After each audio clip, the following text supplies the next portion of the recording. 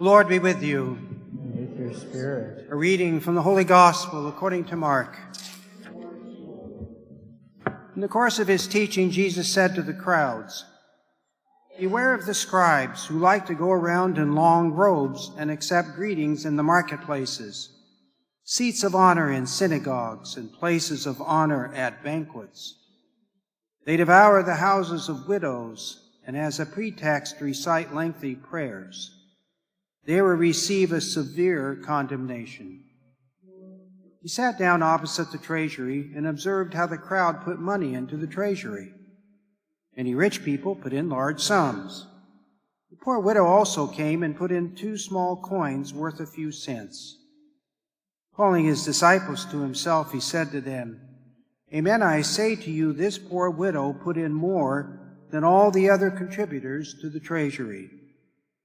For they have all contributed from their surplus wealth, but she, from her poverty, has contributed all she had, her whole livelihood." The Gospel of the Lord. Praise to you, Lord Jesus Christ.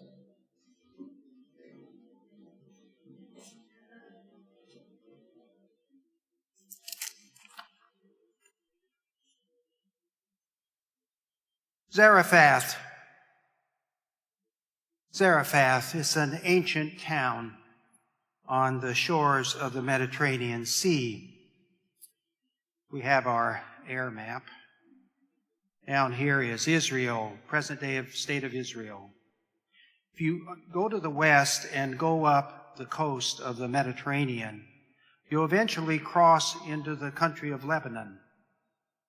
And then you will run into a town called Tyre. And then you will run into a town called Sidon. You heard of those towns before a few months ago in the account of the Syrophoenician woman. When Jesus was in that area of Tyre and Sidon, she came to him and begged him to heal her daughter, which he did. This was the land of the Phoenicians.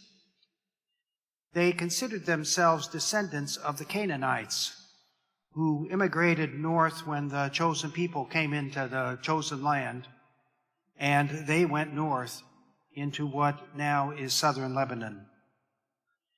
8 miles south of Sidon, on our map, Sidon, 8 miles south on Sidon on the coast is Zarephath. It is an ancient town.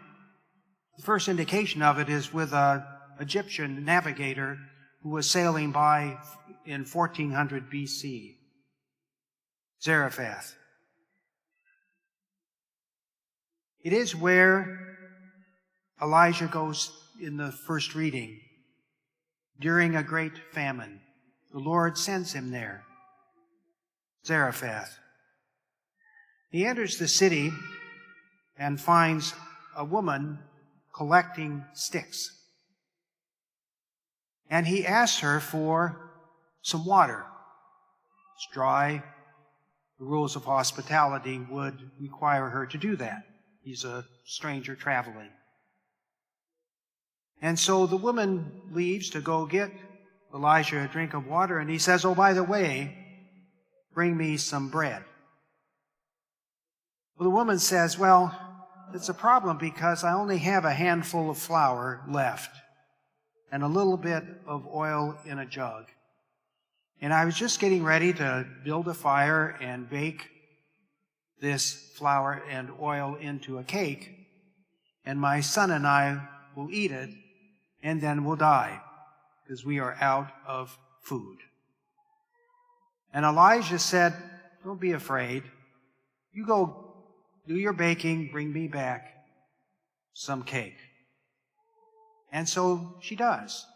She takes a big risk because Elijah tells her that if she will do that for the next year during the famine, her container of flour and jug of olive oil will never be empty. So she listens to that and believes him and goes and takes what she has, bakes it, and gives it to him. And sure enough, what happens is that her container of flour and jug of oil remained full for the next year. It happens just as Elijah said it would. And Elijah moves into a little room in her house, and then he too eats this bread during the year of the famine.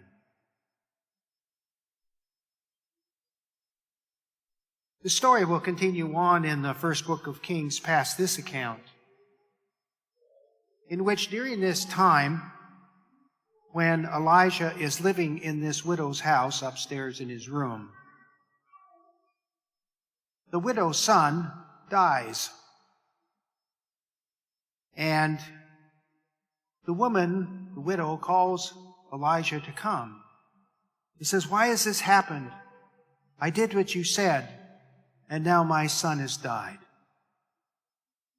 And so Elijah takes the child from her arms. The child's small enough to be held in the mother's arms. And Elijah carries the child upstairs to his room and lays the child on a bed. And then Elijah lays on the child's body, says a prayer. He does this 3 times, stretches out on the child's body, and all of a sudden the child begins to breathe. When I was reading that, I thought, that's CPR. Elijah just resuscitated this child with a chest compression. The remarkable thing about that is that technique would not be introduced in medicine until 1891, 3,000 years later. CPR. But Elijah was inspired by God to do this. Laid on the child 3 times, child starts to breathe. Picks up the child, takes him downstairs to his mother. And as she gave him life in that bread, when they would have all starved to death, so he now gives her life back in the life of her son. We encounter another widow in the gospel today.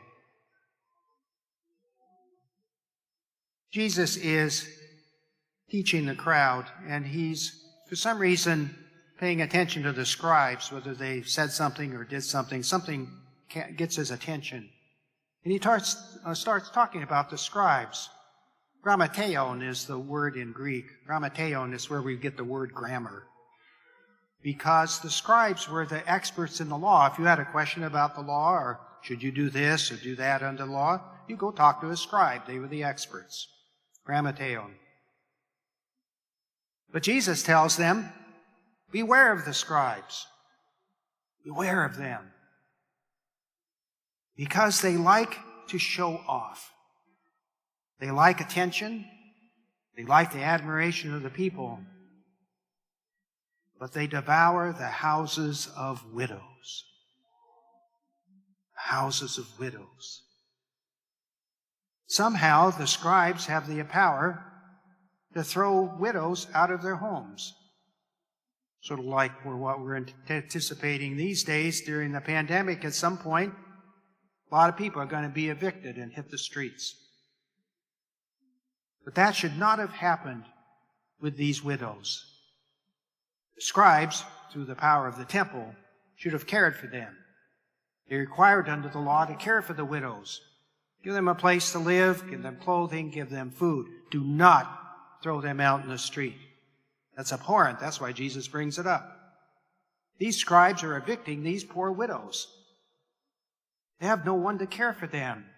Obviously widows, so their husbands are dead. They must not have sons, because they would be protecting them. But these women, these widows, are at great risk by being thrown into the streets by the scribes. And Jesus says that they will receive a very severe condemnation. Although they are experts on the law, they are not living it. So the gospel says that Jesus sits down across from the temple treasury. I don't know what that was. Was it like a drawer or a slot or a box? But it's a place where people come under the law and contribute money to support the work of the temple. And so Jesus observes that, in fact, many rich people are bringing the money just like they're supposed to. But like the scribes, they're making a big show of it. I got this big bag of money. Everybody look. Everybody look at my big bag of money. Now I'm going to drop it into this box. Plop. Now you think well of me and tell me how wonderful I am, and then I go away. So that's what Jesus is saying is going on. These rich people are giving large sums, but they're giving it out of their surplus. They don't really need the money. It's just extra. So I don't need that. I'll throw it in the temple treasury. But then comes this woman, this widow.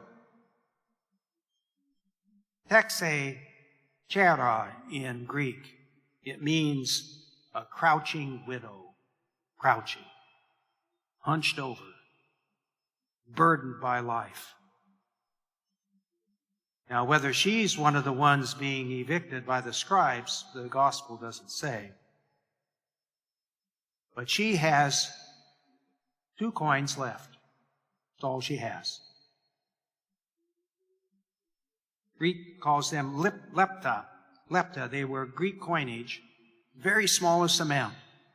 She's got 2 of them. And so she takes these 2 little coins, holds them out, and drops them into the treasury. Jesus is amazed by that. Bible scholars say he doesn't really like it. He's not praising her because she's giving away everything, but he's praising her for her commitment. He says that these wealthy people, they have a pile of money they don't need, so they put it in the treasury. This woman, from her poverty, gave all that she had beyond livelihood. Between her thumb and her forefinger is her livelihood, and she drops it into the box. She gives it to God. And so these 2 widows are given to us as signs of discipleship, of how we are to be faithful to God, how we are to follow Jesus in the gospel. In the first reading from the first book of Kings, Elijah and this widow and her son, she gives him bread, which had the possibility of now she and her son were starved to death sooner than she thought. Of course, it doesn't happen, but she gives it to him anyway, not knowing. She has given Elijah the bread of life. It's a Eucharistic symbol. Bread of life. Without this, Elijah would have died. So she gives Elijah the bread of life, this widow. And then in the gospel, we have this other widow giving her very livelihood to God in support of the temple. It's significant that these accounts include widows, because they were the lowest of the lowly. They were nobodies. They had nobody to protect them. They weren't allowed out in public without a man. But these widows are, because they have no men to help them. So they're on their own. The only people lower than a widow are tax collectors and prostitutes. Other than that, widows are way down there in the social realm. But Jesus, in the gospel and the author of 1 Kings, uses these lowly people, women, to demonstrate what it meant to be faithful to God's call. Uses them as a model. Takes them from the bottom, puts them up on the top. Here you go. This is your model of discipleship. A model for how you respond to the demands of the law, or that you follow the gospel of Jesus Christ. Take this widow on the bottom, put her up on top. She's your model. Both of these widows. And so we're called too to be generous, to give to those in need. Answer the gospel. Do what Jesus calls us to do. Not to hoard the money. Not to just take, well, I don't need this $20 here. I'll give it to the poor. That's not the attitude that Jesus is calling us to in the gospel. He's calling us to not give of our surplus, money we don't care about, but give from money that we need or that we want. That's what we give to God's people. Just as that widow dropped in her 2 little leptos. So we are called to drop in something meaningful to us. Something we might do is think about things that, well, I think I'll go out to dinner tonight. Well, instead of going to dinner tonight, I'm going to take what I would have spent at that restaurant. I'm going to give that to the poor. Not going to really hurt me, except I sort of wanted to go to dinner. But I give that up and take that money, and that's the money I give to the poor. That's the money I give to God's people, not just money laying around. It's the money I was really going to use. So common for people in the valley to want to go to the coast. Go to the coast from time to time, walk on the beach, stay in a nice motel. One time, we might say, no, I planned on that. Let's see, I would have spent this on the motel and this on the gas and this on going out to eat. That's the money I'm giving to the poor. I'm staying home. It will cost me. That's the way we are called then to give intentionally. Not like the wealthy in the gospel story about they just throw money, they don't care about it, doesn't mean anything to them, they just toss it into the treasury because they have to. It's what the law says. But the widow gives from her heart. She gives from her life. And that's how we are to be as Christians, is to give on from our lives. A few weeks ago, I mentioned about the beauty of giving anonymously. Give to people anonymously, not just write a check and throw it in the bucket. Give to somebody you know, somebody that you're aware of. You can name this person. May not be friends, but you know who that person is, and that person is in need. That person needs help. And what I suggest that we might do for a person like that is help them. But do it anonymously. Don't let them know who's doing it. That way you won't be expecting any thank you cards. You won't get any letters in the mail. You won't have anybody patting you on the back because you're so wonderful. You're so generous. No, they won't know it. They don't know who gave this to this person. What the person will know, though, is that it is by the grace of God that someone in God's community is helping this person, giving them, whether it's clothing or money or shoes or whatever. Whatever we give that person, they don't know who did it, but they thank God for it. And then that way, we are fulfilling what we're called to be by Jesus, and to be not someone who gives away our livelihood, who gives someone who gives from a need, who gives intentionally, and he gives in a way that's meaningful for us, because that way we live out the gospel each day.